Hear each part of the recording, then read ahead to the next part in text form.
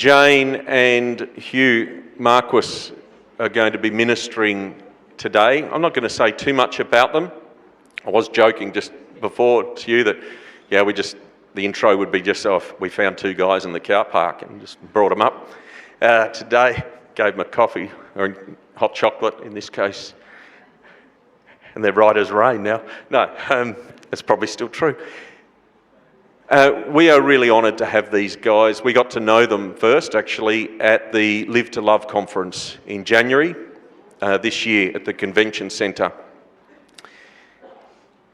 What I love about these guys is they have a heart for Jesus. They're not trying to start a new church or anything like that. They are wanting to encourage the churches in this state, in this city, to come together in unity around Jesus Christ and the Word, the Spirit, in the love of the Father. And that's really what it's about. Live to love. Love the Lord your God. Love your neighbour as yourself. Hugh is not only a disciple of Jesus, as is Jane. He's very much an entrepreneur from what I see. And he has an amazing faith. He does things like, we'll just book the Adelaide Convention Centre and we don't have the money, so we just assume God will bring the people along and fill it. Which he did. He did. And then on the last night of the conference said, well, can we move the sliding walls? We won't charge anyone, let's just open it up. And the convention centre said yes. No charge, fine. That's the sort of faith that we love. Jane over there, as you can see with the prophetic art, I'm the master of the stickman figure, and Sarah's marginally more talented, but not a lot more in the art department either, she'll tell you that. But I love the testimony I've heard of someone who was actually blind. And I don't know the full details, but they were blind. I think if my memory is right, it was an injury that had happened. And they had a word, they wanted to see Jesus' face. And I know I'll butcher this testimony slightly, but the bottom line was they actually saw a picture, a prophetic picture that was drawn by Jane, painted by Jane, and their eyesight returned. That's the power. People sometimes say, what's the power of prophetic art? God works through different things. But it's the same God who works. It's not the painting itself, it's the power of God that works through things. It's the same with any of us. It's not us that, if we see a healing, it's not us that does the healing. It's the power of God working through us. It's all about Him. We're just the vessels. We're just the vessels. So these guys, fresh from a trip to Nigeria, ministering. So I'd like to, guys, give them a welcome, Hugh and Jane.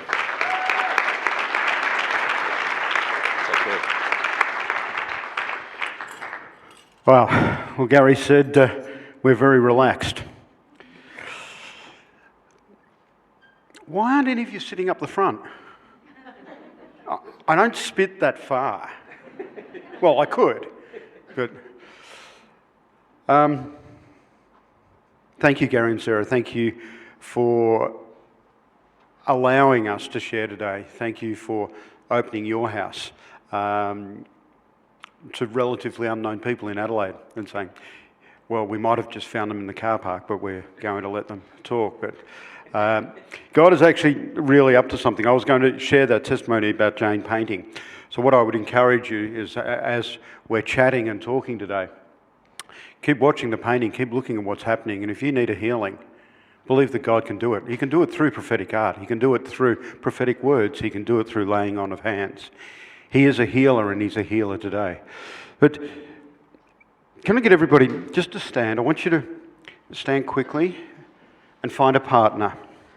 Because we're going to start off. Find a partner. There we go. Because I want you, to that partner, do one of two things. I want you to tell them something good that's happening in your world, or you're going to do an affirmation. Now, an affirmation is when you say something positive about somebody directly to them. Okay? With an affirmation, I don't want you to use phrases like, I would like to, or I want to. I'd like to thank you for doing such and such. If you would like to thank somebody, go ahead and thank them. Like, seriously. Have you ever watched those shows on award nights and the actress gets up for Best Actress and she says, I'd like to thank the producer, blah, blah, blah, blah, and then they pan across to the producer and they're looking very like, really? Or you hear them say, thank you to the producer for what you did in bringing this film together. The way you produced it, the way you brought people together allowed me to get this award. And then they scan across and get it. So don't use words like, I'd like to, or I want to.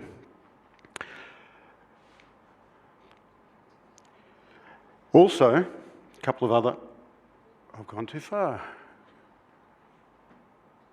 I would like to, I would want to. There we go. Things to remember when you're giving an affirmation. Make sure you look people in the eye. Right? Look them in the eye when you're talking to them. Make it about them, not about you. Now, go ahead. If you want to take pictures of these slides while they're up there, go ahead and do it. But if you've got an iPhone, you turn on the photo thing, go photos, videos, slimming.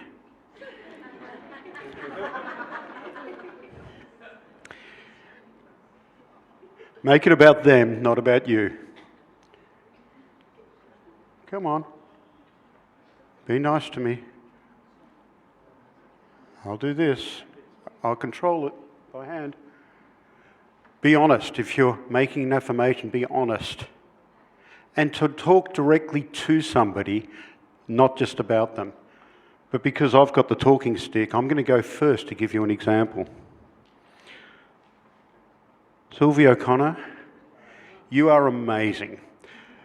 Your gift of hospitality sort of precedes you. You open up your house, you invite people in, you welcome them, but it's always a cheerful place to go. It's a safe place. You feed, you look after people. Jane and I are honoured that we know that you're praying for us every day. You have made us feel so welcome and loved. Thank you for doing that. Thank you for being a really good example of what Jesus' love is in opening the house. Bless you. Now, just another quick thing about affirmations is sometimes we don't give them because we look at people and say, they're so good at that, obviously they know. Well, I'm telling you they don't. So you're going to practice now one of two things. Tell somebody something good or give an affirmation. Okay? Go ahead.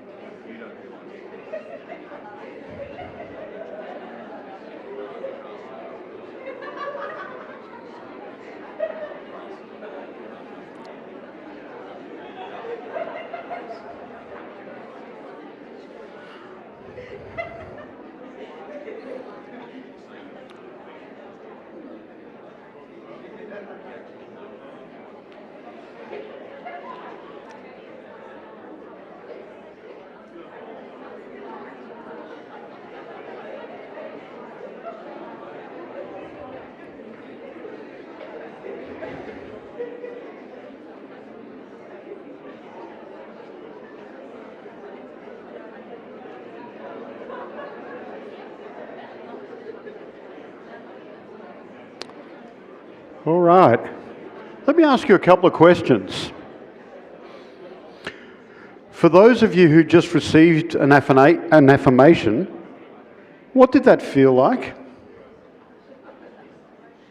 Emotional? This is the interactive part. I ask a question, you guys answer. Comforting? Uplifting? Yeah. Encouraging? What else? Heartwarming? Affirming? That's an affirmation, that's a good thing. Yeah? For those of you who gave an affirmation, what did that feel like? Good? Couple hundred people in a room, one word. Good. Gratifying? Joyful? Let me ask you another question. If giving an affirmation felt uplifting, warming, comforting, affirming, and giving one was great, good, one word, joyful, why aren't we giving more affirmations? If there's nothing else you get from what I share today, is learn to live an affirming lifestyle. Learn to look for the good in people. Learn to look for the gold in people. Learn to see Jesus in people. That everybody out there, everybody is important. I saw what was happening from the front. I saw hugs, I saw laughter, people wiping away tears. The power of an affirmation can change people's lives. Can you imagine what it would be like that as you leave the church today and you go down in the shopping centre, that you start affirming people? That if you're in Foodland, which is the best shopping centre, not that one up in Saints Road, this one's much better. If you're in the shopping centre and you go through the checkout, I love Foodland. They still have people serving you. It's great. I don't go to Coles because I don't like serving myself. Anyway, you're in Foodland and you give an affirmation to the person who's looking after you. Say, oh, well, thank you for looking and packing my bag so well. You've done it so joyfully. You've got a great smile on the face, great attitude. You know what the next person's going to be served like? If you're starting to spread the joy of Jesus in life, in out doing things, you're going to change people's lives. If nothing else, learn to be more affirming. Now, I prepared a message that I was going to share. I'll give you a bit of background. How many have heard me speak before? A few of you. How many haven't heard me speak before? Okay, now I've got everybody. Got all of your attention. Let me just share a bit of my background and then where we've sort of ended up here. I grew up in a small seaside town in Queenscliff, in Victoria. That town, my parents owned a hotel and an award-winning restaurant. I had no Christian background at all on either side of my family. And there was plenty of churches around, but I'd never gone to one. And at 14, I had my first visit to a church because there was a girl I wanted to go out with. And she said, if you want to go out with me, you've got to come to church. And I thought, well, how hard can that really be?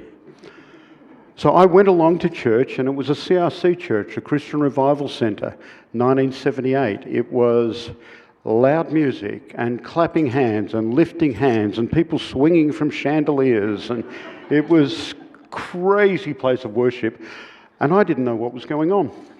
I walked in and I thought, wow, I've come into a cult. And I didn't know what a cult was either, so my next thought was, they're going to take me as a sex slave.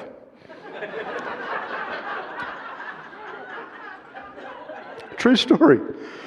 Didn't know what that was either, but hey, I was 14. So I'm freaked out at this stage, and I take another couple of steps into the church, and I hear this voice, and the voice said, "You will build businesses that will change the world and bring many to me." I'm already freaked out, and I hear this voice, and I'm like, well, where did that come from? no idea what had happened, what had transpired. My first encounter with God was hearing the audible voice of God. It changed the trajectory of my life, but as a 14-year-old who was freaked, I ran from God. We did build businesses. So we're in this town of Queenscliff. My parents have a hotel. I worked for the opposition hotel down the road. They paid better than my parents. I learnt to carry people's bags. So we would open the car, people would come to stay. We'd carry their bags, take it up to their rooms. We would settle them in. I would serve them at the table, serve them food, cook at the table, serve them drinks and alcohol. I'm 14, whatever. Apparently you're not meant to do that, but some things happen. I learnt to serve. It was great. It was a great stead for being in the kingdom and what we needed to do. From that, a few years later, Jane and I met at a hotel in hospitality. And then we ran a guest house, an award-winning restaurant in Tasmania. We've had fish and chip shops, ice cream shops, French pastry shops. And then we've gone into other industries. We went into finance and insurance, wrote computer software, went into building and property development and building houses and putting them out. And then started a tech company. That tech company became number one in its industry right around Australia and around the world. And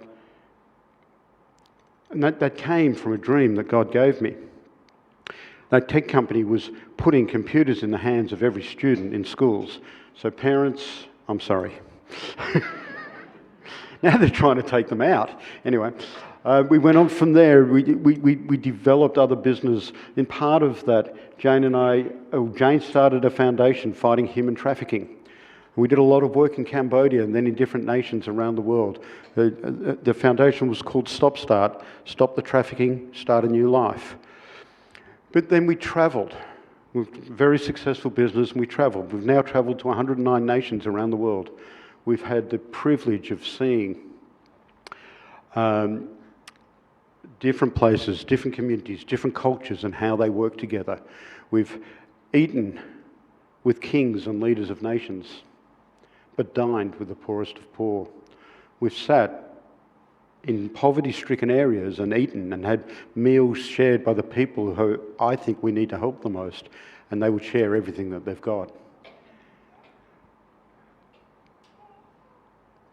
I've seen how what we do influences others, and the world is a much, much smaller place than we think. But what we do, whether for good or for evil, will change people's lives.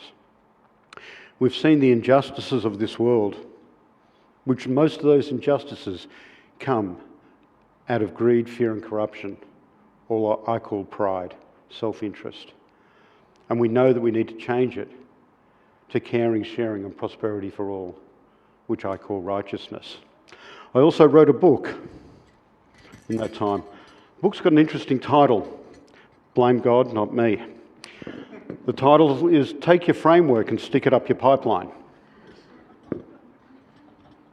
He said to write it. The story of our journey of working in nations and doing things in that. Who'd like a copy? $20 each outside. No. There you are, sir. The books are available. It encompasses our journey and what we've done as we've walked with God and what He's wanted us to do. Now, that's a bit about us. The interesting thing is I prepared a message this morning to share with you. And the message was walking in the favour of God. But as I sat in worship, I felt God wanted to change that. Because I felt He wanted to heal relationships. I felt that there was something today in healing of relationships. So we're going to go on a slightly different track. We've thrown up some new slides and some new videos, new things that we'll talk about. Is that okay? Or would you like the favour of God? I'm going to go with healing of relationships. But you're going, what's those keys he's carrying with him?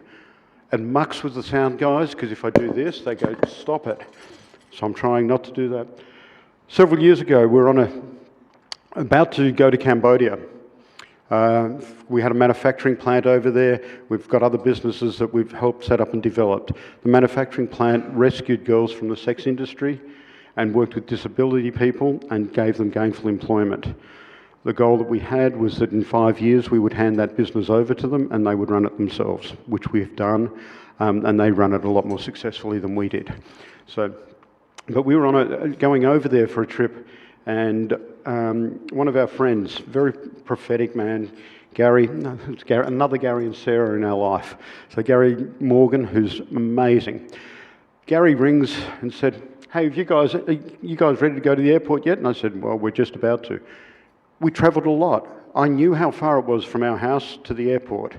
I don't like waiting in queues or lines at the airport, and so we cut it fine. I said, "Yep, but we're about to go." He lives about 15 minutes away, and he said, "I was in the shower praying for you." I said, "That's too much information." And he said, "I've got something I need to give you." So he drove over and handed us these set of keys. He said these keys were given to him by a guy called Bob Jones. But Gary felt the Lord say that he was to give them to us and we were to carry them wherever we went around the world. So let me explain the keys a little bit here.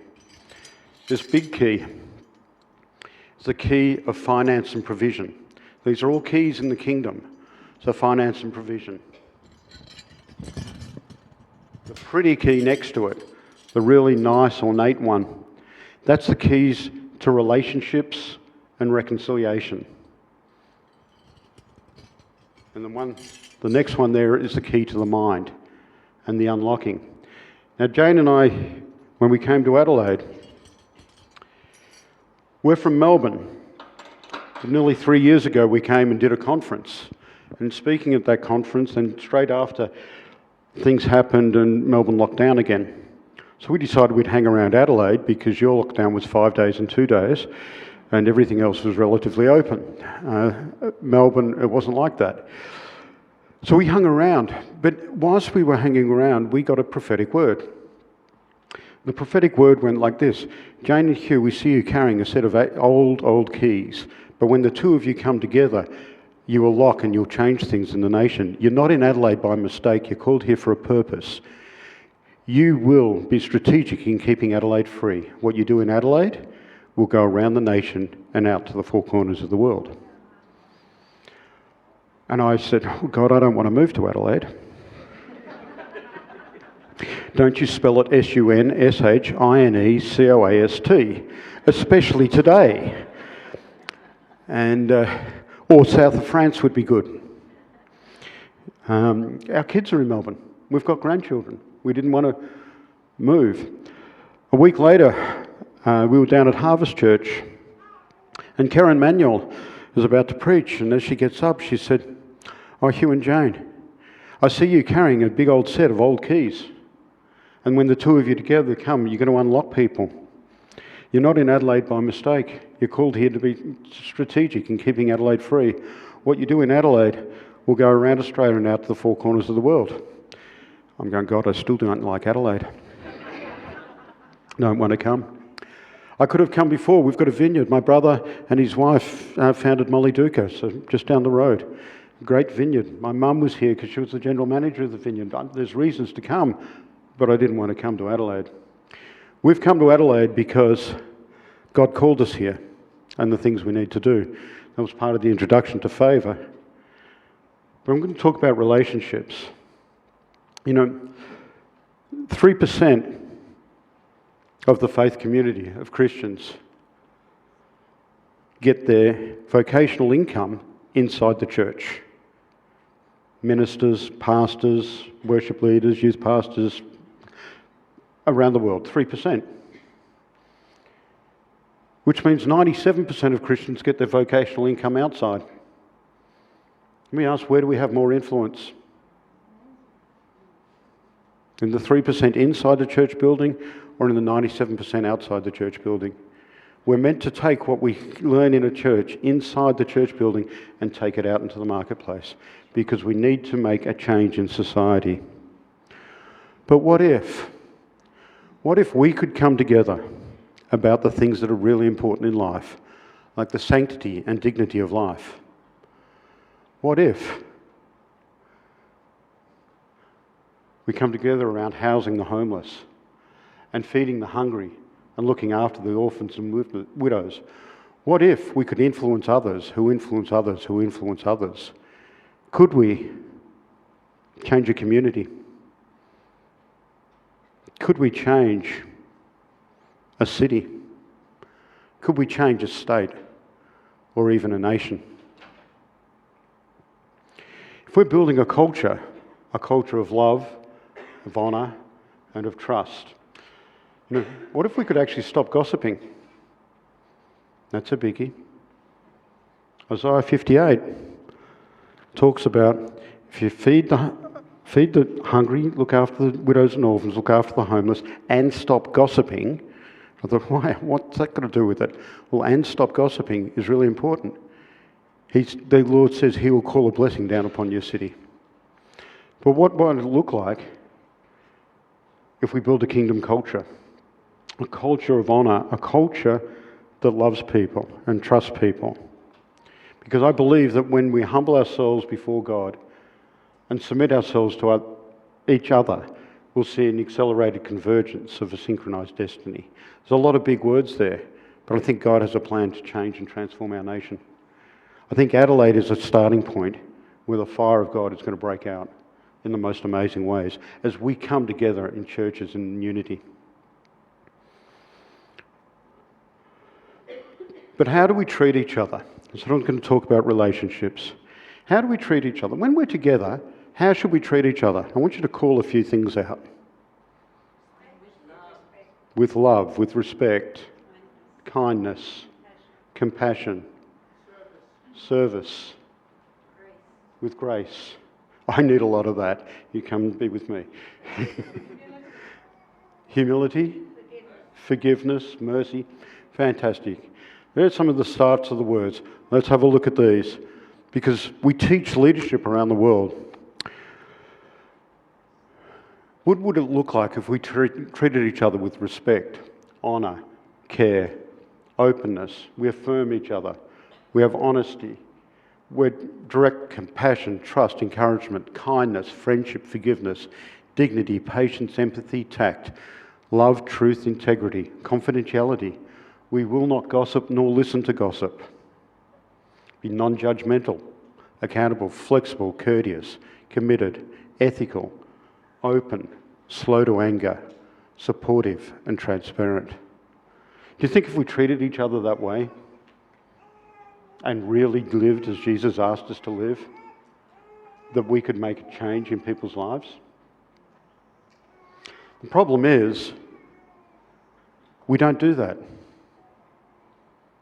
Even as Christians, we don't do that. So what happens when somebody doesn't do that? What are we meant to do?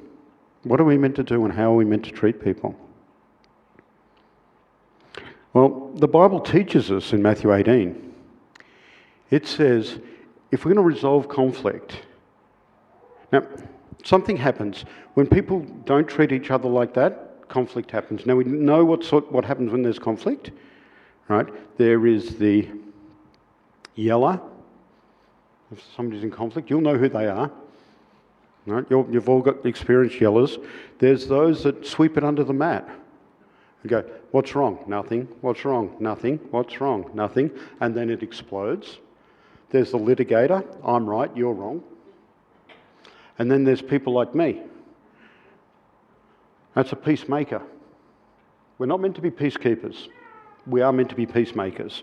We are meant to be able to deal with conflict and bring it to resolution. But what happens when somebody does that? Well, we go one-on-one. But really, what happens in our world? Most of us will go and tell someone else. Right? We'll go and speak to someone else and say, oh, they've done me wrong, and you're going to talk about them. That's called gossip. And gossip is bad.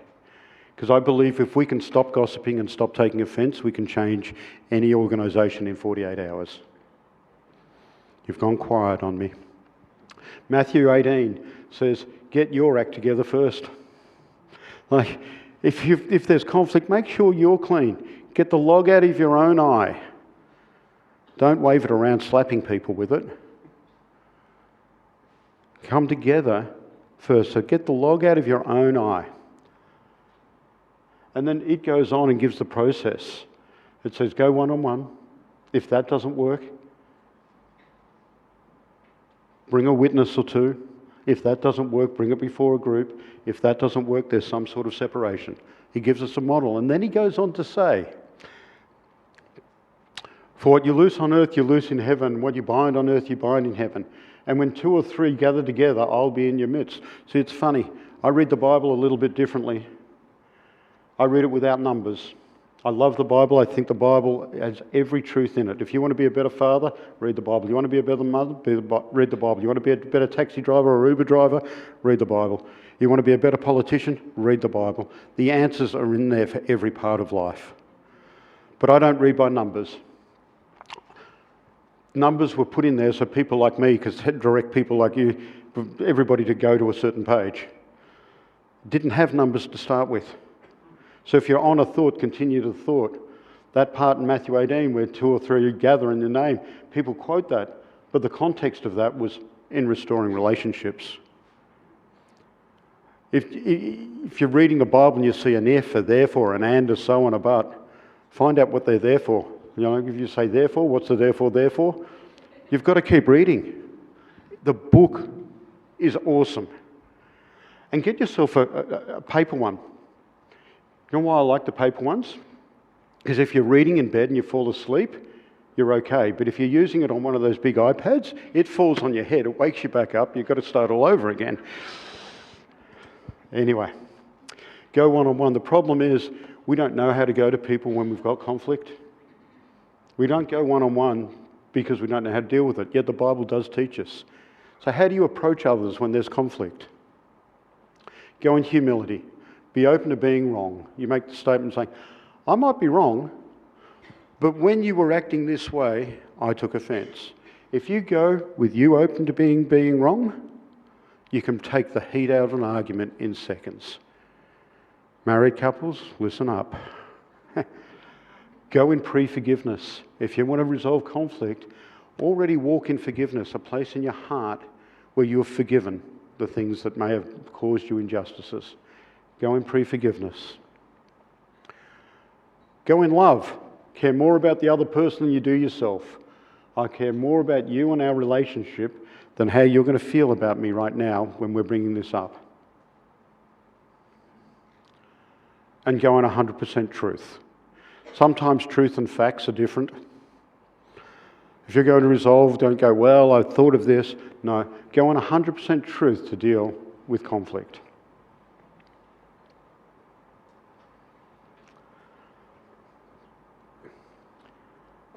And I said before, we gossip because we go and talk to somebody. We feel that we've been unjustly treated, so we'll go and share it with someone else rather than doing what the Bible says. The Bible says go and take it one-on-one. We'll share it with someone else. We gossip. We get people on our side because it makes us feel better. Can you believe what Gary did to me today? He would introduce me as a guy out of the car park and I took offence, right? But a funny guy out of the car park, right? But, wow. Definition of gossip, when someone says something negative about somebody to another person who is not part of the problem and not part of the solution. Guys, if you've got, who's got gossip in their world? If you haven't got your hand up, it's probably you. You know, really, because we all do.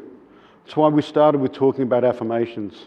Because if you come to me and talk to me affirming about somebody, I'm all in. If you come and talk to me about something negative, if somebody came and said something negative about Gary, do you know what I do?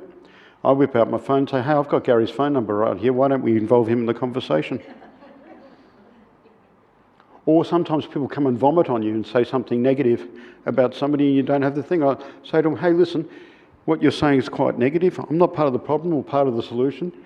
But how about I give you 48 hours, you go and have that conversation with Gary and come back and let me know how that went. Do you know how much gossip I get around my world? Not much. Very little. But if people come to me and say, oh, can I tell you how good Gary is? Oh, yeah, bring that on. Bring the affirmation. Bring the gold out in people and bring that on.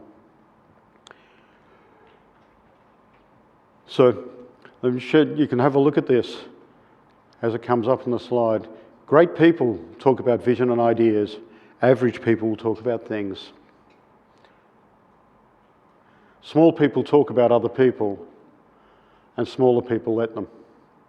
And even smaller people will join them. And even smaller people will tell others. You get to choose which part of the ledger you want to be on. You get to choose what sort of person you want to be when you're representing Jesus outside the doors of this church. You get to be there.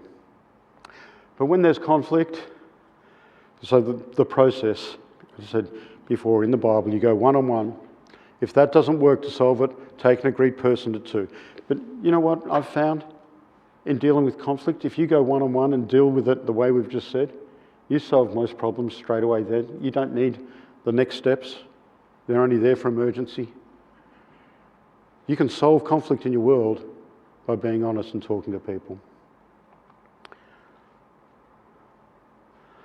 But so I'm going to give you now some keys on how to restore relationships. These are 6 steps to a healthy apology. Because if there's been some conflict, apologise for the part you held in that conflict. Because it's never 100% one way. Apologise for your part, what you can control. So here's 6 steps that we've seen work right around the world to restore relationships. I've seen marriages come back together. We've seen business relationships that have been fractured come back together. We've seen parents and kids come back together. We've seen churches come back together by doing it this way. The first one is state the offence. If you've done something wrong and you're apologising for it, just state what you did. I did this. Simple. This process isn't hard. Admit that you were wrong. So I did this and I was wrong. Now, let's practice this, okay? Men, you first. On the count of 3, we're going to go, I was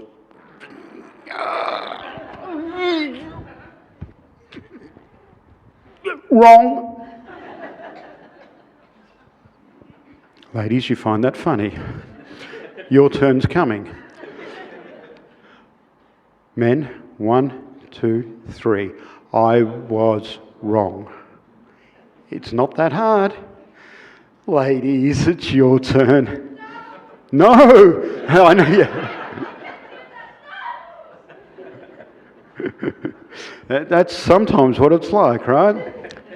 Ladies, your turn. 1, 2, 3. I was wrong. Right? You start there. Okay. Then you apologise and say, I'm sorry. I did this, I was wrong, and I'm sorry. It's fairly easy. And the next one, say, can you forgive me? Now I'll teach you something about forgiveness in a second. Can you forgive me? Or when you can you forgive me? Sometimes people aren't ready to forgive, and you've got to give them that latitude. But once you've asked for forgiveness, the onus isn't on you anymore. You're handing people a gift in forgiveness, which I'll touch on in a second. Then the next is ask for accountability. I give you permission to hold me accountable. God, what I did was wrong. I don't want to behave like that. This is repentance. I give permission for you to hold me accountable. You're not saying you must hold me accountable. It's just permission if they want to hold you accountable to not behave that way. And here's a biggie. Warning. Do not ask this if you're not prepared to hear the answer. Okay? Is there anything else I need to apologise for? The murmurings around the room, right? This is real. We're talking about restoring relationships. You might have done something that offended or hurt somebody, and you weren't aware. And this is an opportunity to open those doors to seek for true and proper forgiveness. Is there anything else?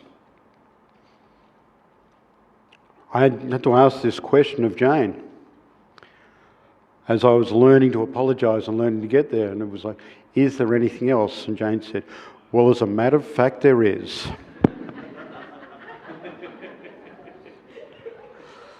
And so I started at the top and started working down through some of those things. These were hurts and pains that I'd caused in our marriage over the years.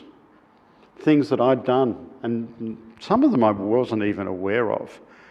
You know, sometimes you can say, well, even a look you gave me and you made me feel bad. And you go, what? What did I do? And working through. And you go, okay. Coming to that place of forgiveness. Let me talk about forgiveness very quickly. I'm going to minister in a second about healing relationships. The third song was about the Lord's Prayer. Lord's Prayer out of Matthew 6. We all know the Lord's Prayer? Repeat it with me then. Our Father, who art in heaven, hallowed be thy name. Thy kingdom come, thy will be done, on earth as it is in heaven. Give us this day our daily bread, and forgive us our trespasses, as we forgive those.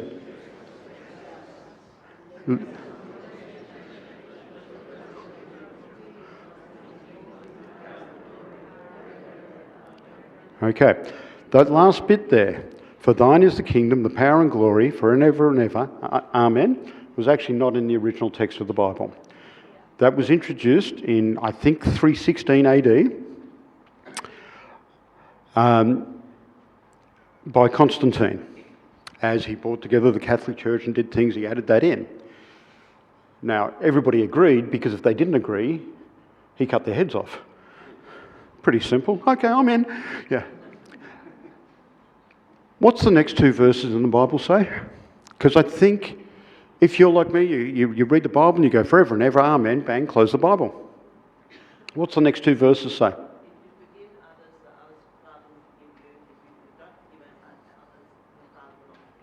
Exactly. If you forgive others, your Father in heaven will forgive you. If you do not forgive others, the Father in heaven will not forgive you. Guess how much forgiveness you can choose? A lot. If you're quick to forgive others, if you can show unconditional forgiveness to others, not hold a heart burden, not hold angst and change, the Father in heaven will also forgive you. Wow. I think it's one of the hidden secrets in the Bible, because we closed the book too early. So if we can live a life of forgiveness, living in that place of unconditional forgiveness, we can help heal relationships. So when you say to people, would you forgive me? You're giving them an opportunity to be blessed by God. It's a gift. And if we can walk in that gift, things change.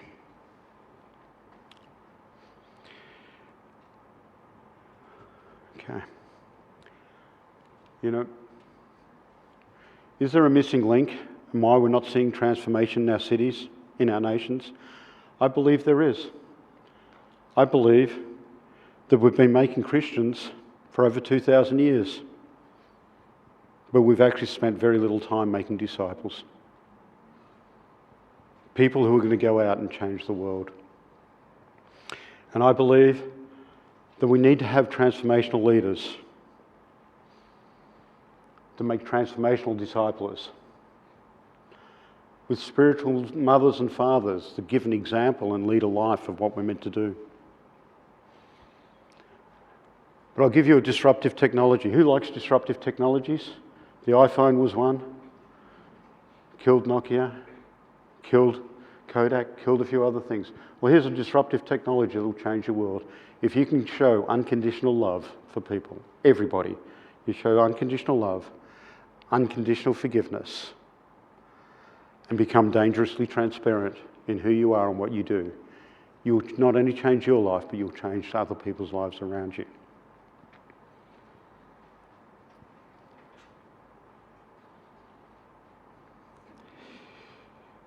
God is into relationships. He woke me up a little while ago. I don't know about you guys, but God likes waking me at 3 o'clock in the morning. I don't like having conversations with God at 3 o'clock in the morning. It's like, can't it wait? Like 6, 7 sometime? And he goes, no, this is a good time. Well, let's have a chat. And he said, why did I send my son Jesus? I'm going, is this a trick question at 3 o'clock in the morning? Sometimes I'm sure I go to the remedial classes. I'm not allowed to call them that anymore. I said, what do you mean, God? And he said, why did I send my son Jesus? I said, you sent him to die for us. He said, yeah, but why? I said, what do you mean, but why? And he said, why? I said, well, you sent him to die for us so, that he could take the sin of the world. He said, yeah, but why? And I said, what are you, God, 3? Like, why? And he said, yeah, but why? I said, well, we've just gone through this. He said, yeah, but why did I do that? And I'm thinking, there must be more to this conversation that I'm missing at 3 o'clock in the morning. And as I worked through it, I said, well, you sent him to die, to take our sin, so that we can be in right relationship with you, God. I said, yeah. He cares about relationships. He cares about relationship with him. He cares that we have relationships with others. And he wants to see those relationships healed.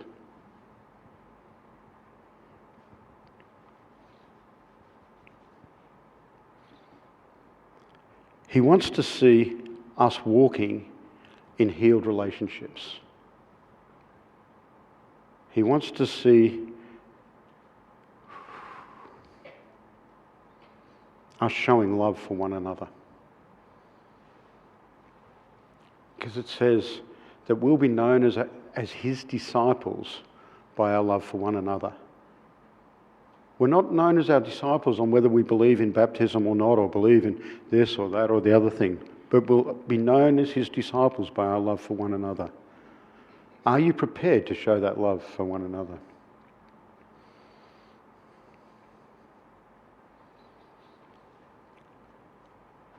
Felicity's husband, I've forgotten your name. Bill. So Bill, this morning when I woke up, I had these letters in my head. I didn't know what they were for. The letters were RMW. And I was sitting here. I thought the Lord said that that's for you, an RMW. He said, it's time to get your boots on. The Lord said that what he's about to do in your world will make you iconic.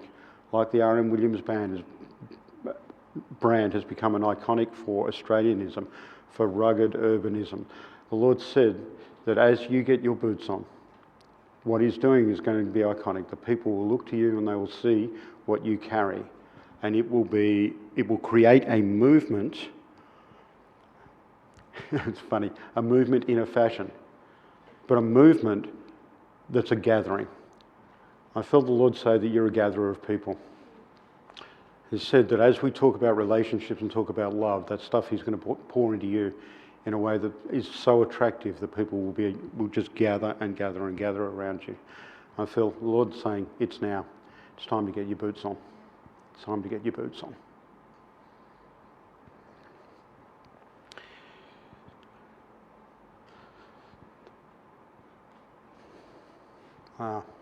Holy Spirit.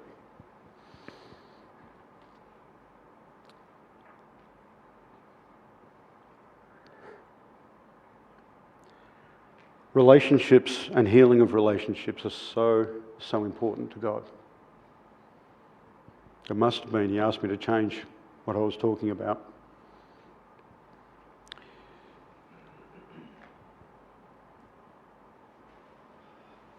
I'm going to share a quick story with you. And I'm going to ask those people who would like to receive the laying of hands for healing of relationships in their world I'm going to come, we're going to pray over you, and God's going to do what He's going to do. Is that okay? Actually, just before I do that, one thing that I should never forget, it's probably the most important thing that I'm talking about today. A place of healed relationships, that place of love, the place of what Jesus did when He came and died on our cross. There might be people in the room today that don't know that Jesus, don't know the Jesus that I know, the Jesus that loves me, the Jesus that poured everything out for me on the cross, the Jesus that celebrates life and took away sin, the Jesus that just shows love and shows a pathway to God the Father that is so redemptive and so beautiful and so pure. There might be people in the room today who say, actually, I don't know that Jesus, and I'd like to know that Jesus. You may have been brought up in a Christian home. You may know about Jesus, but you haven't got that relationship with Him yet. If that's you, it would be my honour to be able to lead you in a prayer that introduces you to Jesus and lets Him become Lord and Saviour of your life. Your life will be forever changed. You will walk in the most amazing identity with Him. But so I know who I can pray for that. I'm not trying to embarrass you, I'm not trying to make you uncomfortable. But if that's you, I'd ask that you'd raise your hand. When I first heard that sort of thing talk, the guy at the front said, if your heart is beating and your hands are sort of sweaty, that's probably God knocking at the door. For me, my heart was doing these ones, to-dunk, to-dunk, to-dunk, out here. I had perspiration dripping off my hands. They were streams of living water. I knew it was my time, but I ran from God again. Don't make that mistake today. If you're feeling that you'd like to be introduced to Jesus, make that commitment, because your life will become better forever. So if that's you right now, just if you lift your hand, I'd love to pray with you on that. Just raise your hand there. Okay. Thank you there. Does anybody else like to join this lady who'd like to know the Jesus that I know, the one who loves so much? Okay, well, let me just pray quickly on that, and then I'll tell you this story, and we'll pray blessing. You can all join us in this prayer. Lord Jesus,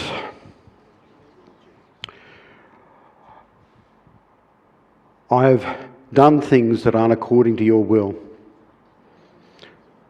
and you call that sin.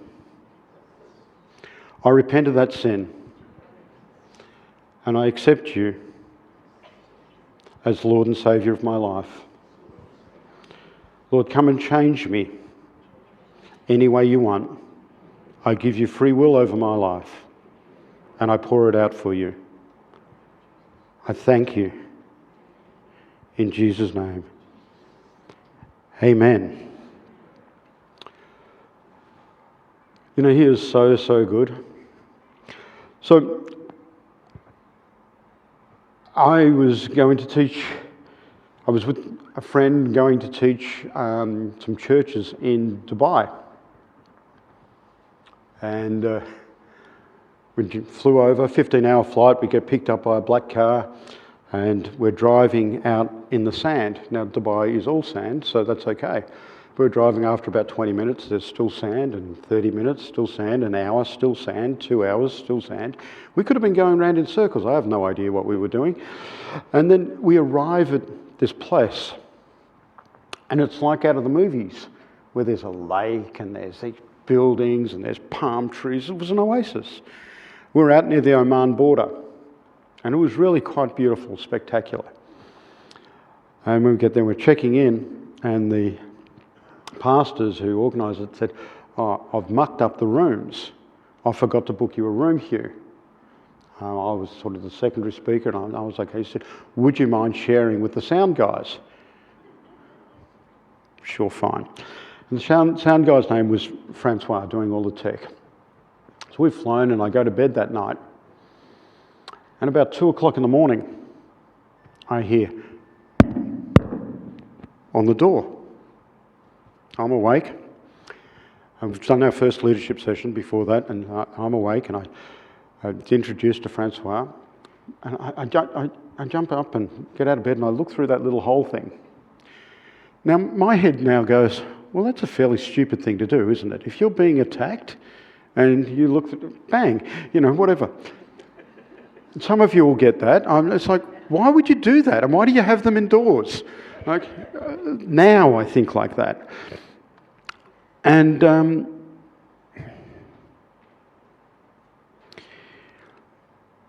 I see this thing outside the door. It was big and it was hulking, and it took up all of the vision on that little hole. And you go, oh, what is this? We're out, it's 2 o'clock in the morning. And I thought, I go back in the room and I go, I should tell Francois. And I go to wake him, I think, well, we don't even know each other. I'm going to wake him at 2 o'clock in the morning. He might think I'm crazy. No self-esteem issues here. Anyway, I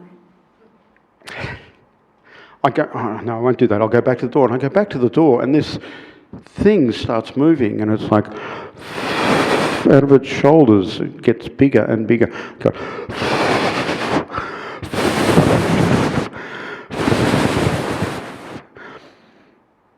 now I'm scared. I go back in the room and go back and think, I should wake Francois up. Go, no, I just better check. Maybe I'm dreaming.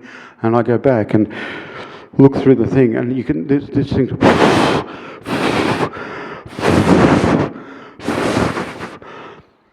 I know what fear of the Lord is now. And I go back to wake Francois up, and I still don't. And I go back to the door, and I hear the voice of this angelic being say, are you ready yet? Now, I didn't sleep for the rest of the night. I go down for breakfast in the morning. We're meant to start the first leadership at 9 o'clock.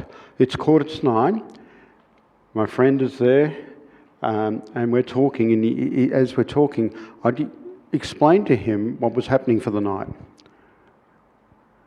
And he said, oh, you know that was an angel, right? I said, yeah, got that one figured. And he said, why didn't you open the door? That's not very much sympathy. I'm scared. We're sitting down, and then the guy who organised the conference for the churches, he comes down and he says to my friend, how'd you sleep? Yeah, really good. And he said, Hugh, how'd you sleep? He said, actually, never mind. I had this dream about you. He recites everything that had happened to me. He said, Hugh, I've got to quit. I'm sitting going, as he's telling it, I'm going, well, I've lived this, you're telling me.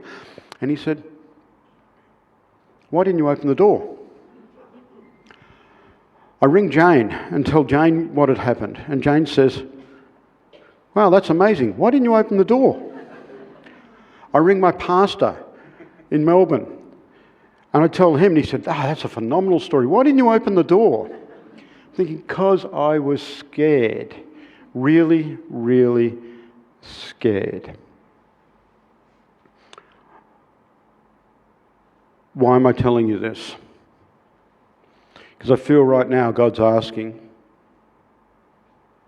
and giving you an opportunity to open the door. That in your world there are some hurts and some pains, some things that you have felt or where you felt betrayed, there's stuff that's happened to you. And I feel that the Lord wants to do some emotional healing. I feel the Lord wants to restore relationships. And I feel, actually, can we just, some keys. Thanks, Dave. I feel the Lord is saying that He's going to do something very special today that'll bring relationships back together. Things that... Jane, do you want to talk about that before I do this next bit? Would you like to talk quickly about what you've painted? Hold the thought on the open door.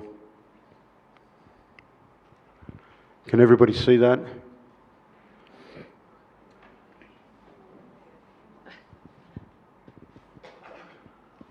Yeah, so, hi everyone.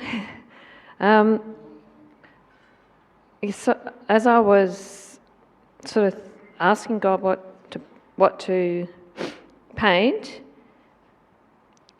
I felt him saying, paint the lion and the lamb, and I thought, okay, that's interesting.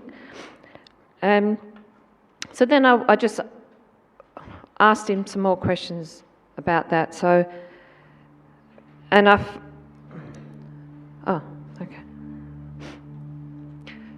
I just felt the painting was for the church. It was for Gary and Sarah. It was a painting that represents who Jesus is, and is a reminder for the church as your role in the kingdom, both as the meekness of the lamb and the power of the lion. So one of the most amazing attributes of God is his omnipotence, meaning that he possesses all power, and at the same time, he is merciful and compassionate and full of love, and he's gentle. So that's the lamb. So that's the lamb part of who Jesus is. But then on the other hand, he's a roaring lion. He's powerful. He can be violent, and he can be, as in the Bible, he went into the temple and went and turned all the tables over, and so he's got that. He's got the two aspects of his character. So I just felt that was for you as a church. That's who you represent as well. That you have both those, all of that inside of you. And as that prophetic word you got, Gary, of this church expanding, I feel that it is because of who you are and who this church is to so many people. So back to where we were, that the Lord has a place right now. There's an open invitation for healing, for emotional healing, for relational healing. That in one touch, he can feel that, because we need to be a healed body. We need to be in relationship. We need to be healed and working together so that we can bring God all the glory.